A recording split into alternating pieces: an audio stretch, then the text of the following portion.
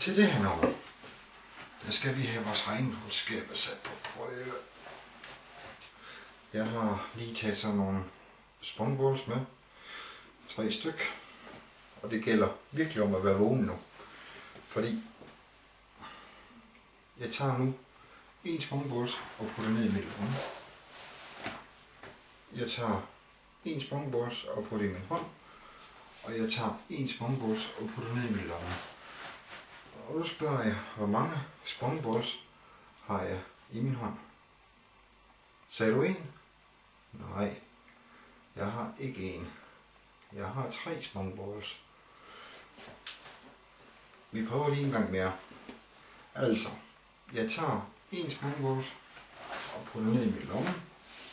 Og jeg tager en spongballs og putter i min hånd.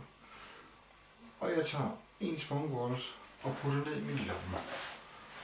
Og igen så spørger jeg, hvor mange spongballs har jeg i min hånd? Okay, nogen siger 1, nogen siger 3, bare ikke blive enige, men faktisk dem der har sagt 3, har egentlig ret, for der er ikke mindre end 3 spongballs i min hånd. Jeg tror, I er ved at lære det derude, og derfor synes jeg lige, vi skal give det en chance til. Altså, den her, jeg tager 1 spongballs og putter ned i min lomme. Jeg tager 1 spongballs og putter i min hånd. Og jeg tager 1 spongballs og putter ned i min lomme. Og igen så spørger jeg, hvor mange spongballs har jeg i min hånd? 3? Nej, der er nemlig ikke flere.